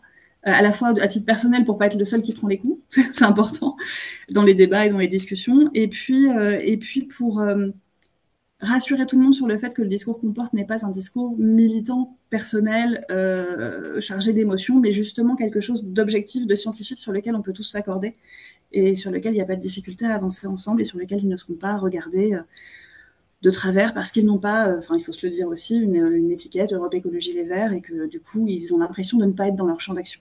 Ça peut arriver chez certains aussi. Et c'est important de sortir justement de ça. Merci beaucoup, Marie, hein, pour ce témoignage à la fois de tes actions, mais aussi finalement des leviers de savoir-être, hein, on peut dire, hein, plus que de savoir-faire, que tu as utilisé pour surmonter un certain nombre d'obstacles. Alors, je voudrais en reprendre quelques-uns. Tu as beaucoup parlé de pédagogie, de prise de recul, et finalement, ça veut dire prendre le temps. Alors, est-ce que cette question de prendre le temps d'être patient par rapport à des prises de conscience qui doivent se faire, hein, qui sont le fait d'individus divers et variés, hein, qui avancent chacun à leur rythme, parce que ça, c'est quelque chose d'important. Souvent, on entend ça hein, dans les témoignages que l'on que l'on a au sein de nos webinaires, que voilà, il faut, malgré ses convictions, son militantisme, hein, ben, il faut accepter que les choses prennent un certain temps. Et voilà. Donc, est-ce que ça, c'est quelque chose aussi que tu as expérimenté? Oui, ça fait partie des choses un peu difficiles. C'est-à-dire que quand on est soi-même convaincu de l'urgence à agir et qu'on se rend compte du chemin à parcourir parce qu'on se spécialise de plus en plus et qu'on se dit, mais mince, à la vitesse où on va, en fait, on aura pris le mur bien avant d'avoir commencé à tourner le gouvernail. On est vraiment sur le Titanic, quoi. Mais l'iceberg est droit devant, mais tout le monde ne l'a pas encore vu. On n'est pas d'accord sur le sens dans lequel on tourne le gouvernail et tout le monde est en train de débattre de la vitesse du vent et on n'avance pas. Ça, c'est un ressenti personnel. C'est dans l'émotion, c'est voilà, donc on me met à distance. On se dit que, en fait, forcer les choses, déjà, c'est pas mon rôle et c'est pas ma possibilité. C'est-à-dire que sur un territoire et dans une collectivité, comme, enfin, ce sont des élus qui sont légitimes à décider et absolument pas les techniciens. Donc déjà, il faut se remettre dans son rôle. Je ne suis pas la personne décisionnaire. Ensuite, si on force les choses, qu'on va trop vite, qu'on y va de la mauvaise façon, qu'on ne prend pas le temps d'expliquer, que les élus ne sont pas conscients, parce que ça pourrait être une tentation de se dire on n'explique pas trop les choses, ils vont dire oui, ils vont signer en bas de la page, on aura notre Scott, on va avancer, ça ira très bien. On peut ne pas rentrer dans le détail et se dire qu'on avance. C'est ce qui fait un document, ce qu'on appelle un document qui cale les armoires ou qui cale les portes. C'est-à-dire qu'après, une fois que le SCOT est adopté, au fur et à mesure, les élus vont nous dire moi j'ai tel projet, moi j'ai tel truc, ils vont modifier leur document d'urbanisme, on va leur dire bah non, c'est pas possible, dans le SCOT que vous avez validé, il y avait ça, ils vont nous dire moi j'avais pas vu ça, vous vous fichez de moi, j'appliquerai pas ça. On se retrouve à nouveau dans une situation de blocage, le document est inapplicable, il est partagé par personne, personne n'en a compris l'intérêt, et finalement on n'a fait changer personne. Donc l'intérêt de tout ce travail qu'on a fait, du temps qu'on a pris collectivement et avec nos intervenants extérieurs et avec nos élus hein, qui nous ont soutenus dans la démarche et qu'on a réussi à embarquer aussi, parce qu'il a fallu les convaincre eux d'abord, les élus en charge. Ce temps qu'on a pris, c'est du temps gagné. C'est-à-dire qu'aujourd'hui, quand on parle, là j'ai des collègues sur les biodéchets, on a une stratégie de protection de la ressource en eau avec du travail avec les agriculteurs sur les périmètres de captage d'eau potable. On va lancer la révision de notre plan climat. On s'est posé la question d'en faire un SCOT valant plan climat, mais là, ça faisait trop de choses à modifier en cours de procédure. On a abandonné l'idée. La question ne se pose plus de savoir pourquoi on le fait. Les élus ont gardé des bribes d'informations. Ça ne veut pas dire qu'ils sont allants, moteurs et qu'ils en ont fait leur priorité de tous les jours, mais ça veut dire qu'ils ont compris que c'était une nécessité, que c'était objectif et que c'était un sujet à prendre en compte, non pas comme une thématique ou un avis, mais comme une entrée, une donnée de base. Voilà, mathématiques et techniques sur leur réflexion. Et ça, c'est du temps gagné pour plein d'autres projets. Et c'est de l'espoir gagné sur la bonne application de ce SCOT et que ce ne soit pas juste un document sur lequel on s'est fait plaisir et qui ne verra jamais la lumière. Alors, autre levier important que tu as cité, c'est la prise de recul et le fait de faire intervenir des personnes extérieures. Alors, je veux bien peut-être que Stella, tu complètes, puisque tu as été appelée, non pas à la rescousse, mais tu as été appelée par Marie, un peu, Un peu ok, quand même. mais voilà, tu as été appelée par Marie pour avoir ce rôle de tiers de confiance, en quelque sorte. Et c'est vraiment un conseil qu'on peut donner à tous les participants au webinaire ce soir, c'est pour cette pédagogie qui est souvent nécessaire. C'est pas facile de le faire soi-même parce que voilà, on est partie prenante et puis parfois on n'a pas la compétence, mais faire appel, et il y a beaucoup d'acteurs hein, qui sont disponibles hein, pour intervenir dans tous les domaines, hein, que ce soit par rapport à une collectivité ou n'importe quelle organisation. Voilà, c'est très important d'utiliser ce ressort hein, du tiers de confiance. Donc peut-être que Stella, tu peux dire un peu comment tu as vécu ça.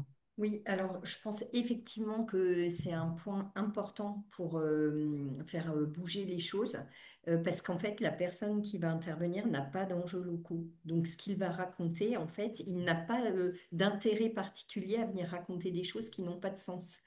Donc, il est regardé avec sa casquette, entre guillemets, d'expert.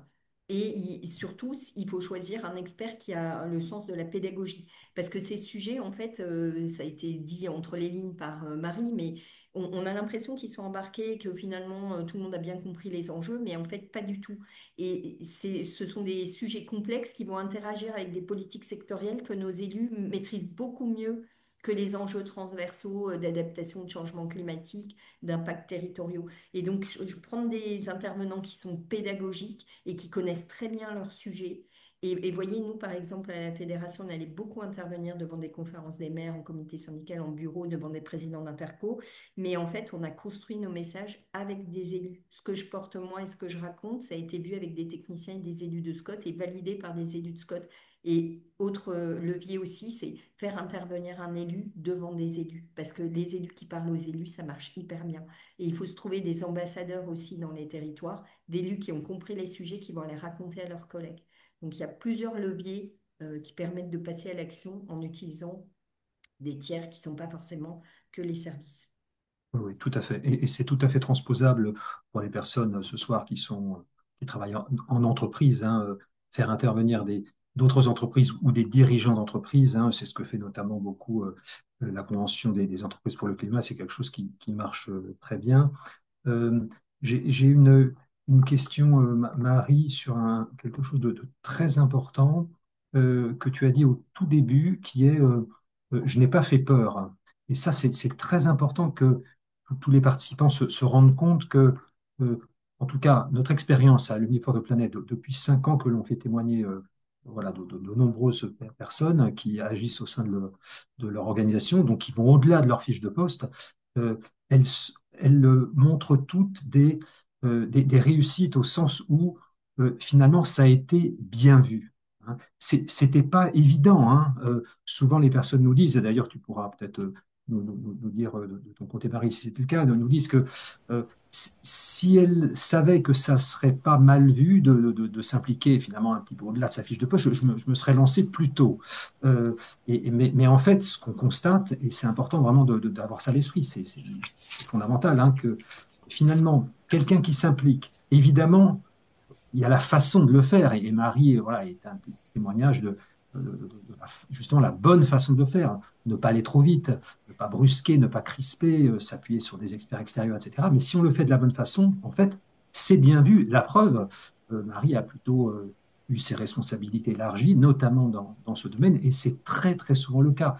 En entreprise, par exemple, souvent on constate que les personnes après se sont fait propulser au rôle de responsable RSE voilà, ou d'autres types de responsabilités. Donc, en fait, on peut faire l'hypothèse que dans la plupart des cas, c'est notre expérience, hein, ce type d'engagement, sous réserve de la façon de le faire, encore une fois, est apprécié et bien vu. Parce que finalement, les dirigeants, dans le cas des collectivités, des élus, savent bien que on a besoin des initiatives de tout le monde, hein, de la créativité, de l'implication de tout le monde. Voilà, donc je veux bien commenter un peu là-dessus, Marie. Finalement, voilà, ton implication, qui était un peu plus que voilà, le minimum syndical ou ta fiche de poste, comme on dit souvent, ça a finalement été bénéfique, hein, pour ton évolution. Ça a été bien vu, ça a été reconnu. Voilà, c'est important de partager ça avec les participants. Oui, alors oui, sur le fait de faire peur, effectivement, on pourrait faire peur si on était dans l'émotion, justement, en fait. Ce que j'ai commencé à faire au départ et où très vite je me suis dit, oula, ça va pas être possible. C'est-à-dire qu'en étant dans l'émotion, quand on amène sur un sujet, déjà on est critique souvent injustement du bilan des autres ou des années passées ou de la trajectoire. Et c'est souvent injuste parce que quand on est dans l'émotion, on n'est pas objectif. Ensuite, en exprimant de l'émotion, on reçoit de l'émotion en face. En fait, on reçoit pas de la réflexion, on n'entame pas un dialogue, on n'entame pas quelque chose, on fait pas passer des idées. En fait, on ne fait que échanger des émotions et ça n'avance pas. Et du coup, j'avais été un petit peu aidée en cela sur cette nécessité de prise de temps, de recul, de respirer un grand coup et de re-rentrer dans le champ de l'objectif du technique par mon DGS de l'époque, qui c'était Marguerite Yourcenar, en me disant que c'était toujours avoir tort d'avoir raison trop tôt et qu'il fallait du coup prendre le temps d'attendre que tout le monde soit prêt à avoir raison ensemble. Donc c'était important. Donc j'avais travaillé là-dessus. Et effectivement, il y a aussi quelque chose quand on travaille en collectivité, mais pour moi c'est aussi valable, c'est autant valable quand on est en entreprise, c'est que notre mission principale, c'est de servir l'intérêt général.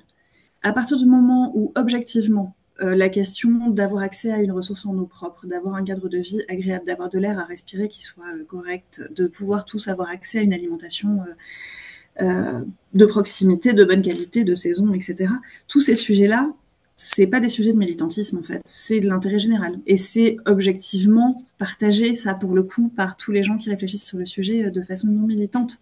On n'est pas dans une opinion ou dans un avis, on est dans quelque chose qui est objectivement nécessaire. Ma mission est celle de servir l'intérêt général de mon territoire. Je suis donc finalement, je peux décider que je suis dans mon cadre, en fait, en allant plus loin là-dessus et en poussant là-dessus. En étant en direction générale, on a un rôle de conseil auprès de nos élus. Je ne peux pas ne pas les éclairer sur des enjeux dont ils ne connaîtraient pas les tenants et les aboutissants. C'est mon rôle aussi, finalement. Et en fait, en entreprise, c'est pareil. On doit orienter la stratégie d'une entreprise pour qu'elle puisse prendre la bonne direction, être dans les bons mouvements et ne pas avoir un train de retard sur l'évolution d'une filière ou sur l'engagement. C'est pareil. En fait, ça fait partie de notre rôle. On a tendance à l'oublier. On se dit qu'on doit décliner ce qui descend. Bien sûr qu'à la fin, on décline ce qui descend, mais c'est à nous d'alimenter la réflexion avant que ça redescende. Merci beaucoup. Je vous précise que Florian va mettre dans le chat un petit sondage, hein, et je vous demande un petit effort avant l'apéritif, hein, de renseigner ce sondage pendant que nous continuons la discussion. Une question, tu as beaucoup parlé de bon, comment embarquer, comment faire de la pédagogie auprès finalement des décideurs, et c'est évidemment fondamental, hein, que ce soit les élus, la direction générale. Est-ce que tu peux dire aussi un mot sur la façon d'embarquer des collègues? Parce qu'en fait, ça se pose souvent, puisqu'on a envie assez vite de ne pas être seul dans ce genre voilà, d'initiative. Et comment parler à ses collègues, comment les embarquer? Ça peut aussi être une question puisqu'on n'a pas tous le même niveau de sensibilisation, d'envie, etc. Alors, moi, j'ai eu la chance assez rapidement de m'appuyer sur une adjointe en charge de la partie directement Scott, Héloïse Chambellan, que Stella a croisée, déjà convaincue. Donc ça, c'est la bonne chose. C'est-à-dire que très vite, enfin pas très vite, tout de suite, immédiatement, je n'étais pas seule sur le sujet. Déjà, on était un binôme. Ensuite, en termes de direction générale, notre DGS actuel et qui était déjà dans la direction générale à l'époque, fait aussi partie des gens qui sont convaincus de cet intérêt général à agir, etc. Donc, j'ai pas eu une résistance folle sur le sujet, plus une prudence sur la façon de faire, plus une prudence sur le fait d'embarquer et de bien jouer collectif et de bien embarquer tout le monde et de ne pas braquer et de ne pas aller trop loin, connaissant voilà, mon enthousiasme, on va dire, ou mon anxiété au choix selon les jours sur le sujet. On a un président très à l'écoute et très conscient des enjeux, de ces enjeux-là, qui doit faire la quadrature de cercle, comme beaucoup d'élus, entre les différentes injonctions paradoxales qui se posent au maire et au président d'agglo aujourd'hui, mais pour autant qui est parfaitement conscient de ces sujets-là, et qui donc était prêt à nous suivre à condition qu'on le sécurise sur la façon de faire, voilà, et c'est là que les intervenants extérieurs viennent aussi, lui, le mettre en protection, en fait, et amener une position objective qui n'est pas forcément une position d'un élu de l'agglomération face à d'autres élus de l'agglomération. Ça évitait le combat interne, entre guillemets, ou le débat interne. Ça permettait de faire venir l'information de l'extérieur. Sur les autres collègues après, on a très vite été soutenus. Alors, ce Scott, on l'avait commencé, effectivement, comme je le disais, malgré le Covid, avec une volonté que la discussion soit très partagée avec des gens qui n'étaient pas spécialistes du sujet. Pas spécialistes de l'urbanisme, pas spécialistes de l'aménagement et même pas spécialistes de la transition, même si évidemment nos collègues de la transition se sont impliqués à nos côtés. Du coup, assez vite, en fait, on avait réussi à embarquer sur le sujet du SCOT qui finalement touchait déjà du doigt quand même, hein, avant la loi climat, ces sujets de sobriété foncière, d'autonomie alimentaire, de protection de la ressource en eau, d'aménagement du territoire, en fait. On avait déjà réussi à embarquer des collègues en demandant à ce qu'il y ait un référent SCOT dans chacun des services de l'agglomération, y compris aux finances, y compris au RH, y compris, voilà, à qui tous les 3 mois on rendait compte de l'avancement des travaux et à qui on demandait un avis quasiment de citoyen test, entre guillemets, sur est-ce que ça pour vous c'est compréhensible, est-ce que ça pour vous c'est applicable, est-ce que les enjeux qu'on propose vous paraissent aller dans le bon sens. Et c'était important pour nous. Et du coup, ces collègues-là, c'est tous ceux qu'on a retrouvés qui étaient au commerce, qui étaient au projet de territoire, qui étaient aux finances, qui étaient, voilà, se sont tous portés volontaires pour les journées qu'on a fait avec France Ville Durable et les ateliers qu'on a fait avec les communes pour co-animer des ateliers avec nous, travailler avec les maires sur leurs projets, etc. et se former sur ces sujets-là. Donc, pour le coup, j'ai eu la chance d'avoir un collectif assez facile à embarquer. Ça ne veut pas dire que c'est 100% des collègues de l'agglomération, évidemment. Non pas que les autres aient résisté, mais je pense que pour une partie des collègues, c'est encore un sujet qui est assez lointain. Mais on a réussi, pour le coup, à avoir un échantillonnage assez important de collègues qui ont suivi et qui ont envie. En fait, à partir du moment où on évite de faire peur et où on essaye plutôt de se concentrer sur l'horizon à atteindre qui est plutôt désirable, on arrive à embarquer les gens dans un projet qui est plutôt positif, en fait. Et qui fait plaisir, même quand on n'est pas convaincu. Merci Marie. Vous avez dans le chat, alors ce ne sont pas forcément des questions, hein, ce sont des remarques ou des informations, hein, qui Oui. sont intéressantes, hein. Le fait d'embarquer aussi, de sensibiliser, de faire bouger les acteurs privés, hein, autour de ces sujets, hein. Donc Bruno mentionnait les acteurs de l'immobilier. Je veux souligner à ce titre que la Convention des entreprises pour le climat vient de lancer un nouveau parcours sur le secteur du bâtiment et de l'immobilier, auquel d'ailleurs Alumni for the Planet va contribuer. Bruno également mentionne que on touche des enjeux culturels, hein, et pas que des enjeux techniques, hein, sur tous ces sujets, hein, c'est bien évident. Et puis Michel mentionne le réseau Le Lierre, hein, que je pense beaucoup d'entre vous connaissent, hein, qui est évidemment un réseau très actif, hein, beaucoup de ressources et d'échanges entre partenaires de ces, enfin, qui travaillent aussi sur ces enjeux de transition des territoires. Peut-être pour finir, deux dernières questions, Marie. Est-ce qu'avec le recul, il y a quelque chose que tu aurais fait différemment ou pas?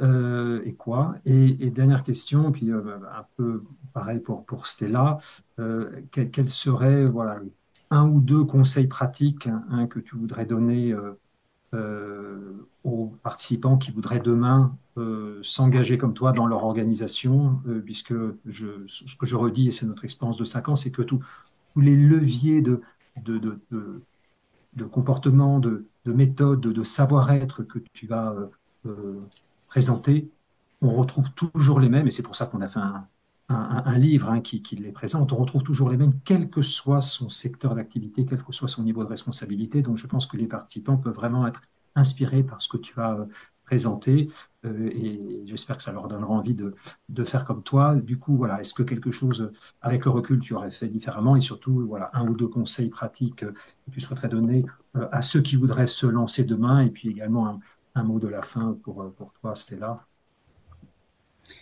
Qu'est-ce que j'aurais fait différemment? Je pense que la première partie de mon engagement sur ces sujets-là, qui était concomitante à ma prise de conscience que tout le monde n'était pas embarqué de la même façon, d'une gestion d'un début d'éco qui était compliqué, de beaucoup d'émotions, beaucoup trop personnaliser le sujet, ne pas prendre de recul et de me dire faut y aller, c'est urgent, donc j'y vais, je fais le bulldozer et j'avance toute seule. Rien ne remplace l'expérience, donc ça n'a pas été inutile. Pour autant, c'est épuisant, c'est décourageant, ça fait pas avancer le schmilblick, ça n'embarque personne, ça fait peur à tout le monde. Et donc je pense que ce travail-là m'a permis, voilà, de prendre beaucoup plus de recul et sur les nouveaux sujets, ayant maintenant la transition en charge. Heureusement que j'ai fait ce travail-là avant, parce que ce serait difficile. Euh, donc vraiment, voilà, le regret est peut-être là-dessus, mais en même temps, je pense que c'était nécessaire et ça n'a pas été dramatique non plus et à un niveau dramatique, mais c'était nécessaire, je pense, pour pouvoir séparer un petit peu le rôle qu'on attend de moi dans une collectivité en tant que directrice générale adjointe et puis mes convictions personnelles et mes actions personnelles. Voilà, séparer ce qui pose vraiment sur mes épaules dans l'action directe et ce qui pose sur mes épaules dans mon rôle professionnel. Je pense que c'est ça que j'aurais voulu pouvoir faire plus tôt, effectivement. Et un ou deux conseils pratiques pour les Et sur personnes les, qui sur les voudraient. conseils pratiques, vraiment, vraiment, c'est vraiment enfin, je vais redire un peu ce que j'ai dit tout à l'heure. Après, je pense qu'effectivement, mon expérience, elle n'est pas exceptionnelle par rapport à d'autres. Comme tu disais, c'est des choses qu'on retrouve un peu partout, des parcours. Je pense pas que ça ait vocation à amener des nouvelles choses aux gens, mais juste à dire c'est possible et c'est pas si risqué que ça. Et finalement, si on le fait bien, ça va. Mais c'est ce que j'ai déjà dit tout à l'heure. C'est vraiment quand on a un débat avec un interlocuteur ou qu'on n'arrive pas à embarquer quelqu'un ou qu'on se dit ça va être compliqué ou qu'on a déjà un a priori d'ailleurs, c'est d'abord se dire je me mets à la place de la personne, d'où est-ce qu'elle part, qu'est-ce qu'elle en pense, elle en est où dans le sujet et c'est quoi sa priorité à elle en fait dans son boulot ou dans sa mission à elle. Et en fait, très vite, on se rend compte que ça permet de prendre du recul et de se dire que son point de vue n'est pas forcément ni le seul et unique à être valable, ni le plus urgent, ni le plus prioritaire. Et parfois, il faut savoir l'accepter aussi. Ça, c'est vraiment, je pense, un conseil important. Ça ne veut pas dire qu'on abandonne, mais ça veut dire qu'on sait prendre le temps, ou ça veut dire qu'on sait rentrer par une fenêtre quand on a fermé une porte. Voilà, sans défoncer la porte. Je pense que c'est important. Et puis les tirs de confiance. Vraiment. C'est très important pour pas être catalogué comme le seul à porter une idée, mais plutôt se dire qu'on se fait le porte-parole de tout un réseau de gens qualifiés, experts et qu'on ne peut pas attaquer sur leur objectivité, qui portent des informations à prendre en compte pour pouvoir établir une politique publique. Vraiment, très grand merci, Marie, pour ton action, hein, ton courage, pour ton action, pour ce que tu as Oula, réussi à faire et tout ce que tu feras encore demain et on est des pour milliers à le faire. témoigner. Je pense qu'on est des milliers à le faire très bien en France et On, autour de es- on ce espère webinaire. que vous êtes de plus en plus nombreux. Un mot de la fin, Stella? Oui, merci. Alors, déjà, juste pour dire que Marie, en fait, elle a effectivement fait un travail remarquable dans sa collectivité. Et moi qui parcours la France, il y a plein de Marie partout. Et donc, si on... En fait, ce qui doit déjà nous réjouir, c'est qu'on est des milliers à travailler sur ces sujets dans les territoires et que montrer des expériences des autres et que ça a marché et qu'on peut le faire et qu'on peut avancer et que oui, on peut trouver du portage politique, déjà, c'est important. Ensuite, je voudrais rebondir sur les derniers propos, ça aurait été ma conclusion aussi des sujets en jeu, c'est partir des enjeux des autres. Nous, on a beaucoup d'élus parfois qui ne sont pas ouverts dans leur esprit au moment où on leur parle de ces sujets à les porter. Par contre, ce qu'on sait, c'est que ces sujets vont croiser des préoccupations majeures pour eux. Je pense à l'économie, par exemple, ou par exemple à la santé, des sujets sur lesquels on arrive, ou parfois les paysages, à les capter un peu plus facilement et c'est aussi orienter la manière d'aborder le sujet sur des préoccupations qui paraissent majeures pour son interlocuteur.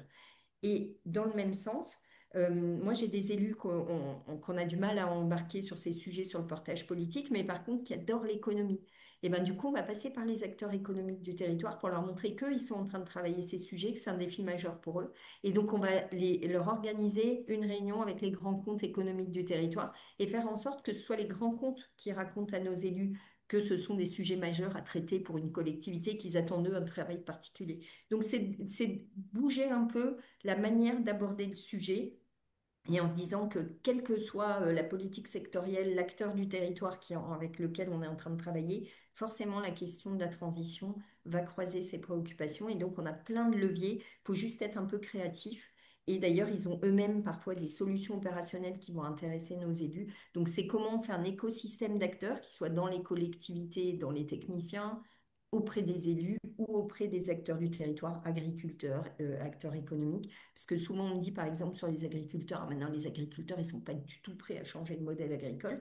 Ben, si, figurez-vous, il y a des agriculteurs du territoire qui sont prêts. Et donc comment on fait PAC collectif avec des gens qui ont envie de bouger et on les identifie et on avance. Merci beaucoup, Stella. En tout cas, le mot de la fin, je pense, c'est qu'il existe de nombreuses Maries partout sur le territoire. Et donc, on fera intervenir peut-être Marie une nouvelle fois ou d'autres Maries. Je vais donner la parole pour un petit mot de fin également. 30 secondes à chacune de nos 4 associations partenaires, dans l'ordre que vous voulez. Béatrice. Alors, un grand merci aux deux intervenantes pour leur partage d'expérience qui a été très très riche et puis qui donne effectivement de belles illustrations de ce qui peut être fait sur le territoire. Donc un grand merci à toutes les deux. Bruno.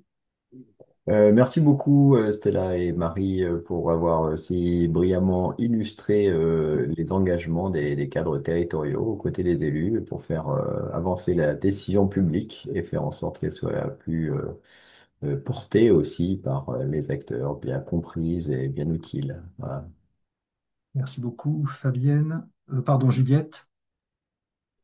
Oui, merci beaucoup aux deux intervenantes. C'était des témoignages très authentiques et très inspirants. Donc, c'est assez enthousiasmant et voilà, ça donne envie d'agir.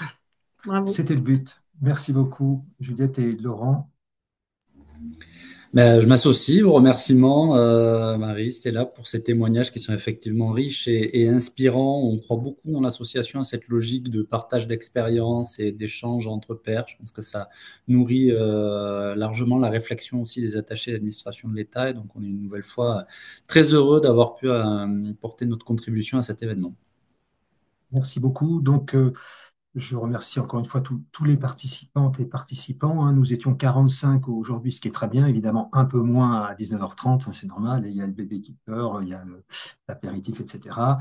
J'espère vraiment que vous avez été inspiré au sens où vous aurez envie de passer vous-même à l'action. Tout le monde a un rôle à jouer. L'urgence climatique est bien réelle et on a besoin que tout le monde s'empare de ce sujet et tout le monde peut le faire. C'est ce que démontre le témoignage de Marie. C'est ce que démontrent de très nombreuses Maries, comme l'a dit Stella, qui existent dans toute la France, qui ne sont pas toujours assez connues. C'est le rôle d'Alumni for the Planet, qui est là-bas dans ces webinaires, de le faire connaître. Pour ceux qui n'ont pas encore eu renseigner le sondage. Vous avez encore quelques minutes pour le faire, même après la fin de ce webinaire. Je vous redis, surtout, n'hésitez pas à participer à d'autres webinaires, ceux-là comme ceux que l'on appelle concrétisés en petits groupes pour vous retrouver entre pairs. N'hésitez pas à acheter notre livre. Agir pour le climat dans son entreprise, c'est possible et à en parler autour de vous. Voilà, nous comptons sur vous, c'est très important. Vous avez vu que c'est possible et vous avez vu en plus que c'est enthousiasmant puisque Marie a eu le sourire du début à la fin et c'est ça aussi que montrent à chaque fois nos témoignages. Un grand merci, très bonne soirée et pour les 4 associations partenaires, encore merci et à la prochaine fois pour organiser de nombreux événements chaque année avec vous. C'était un plaisir. Merci beaucoup, très bonne soirée. Merci à vous, bonne soirée. Et merci à Florian pour avoir organisé tout ça d'une main de maître comme d'habitude.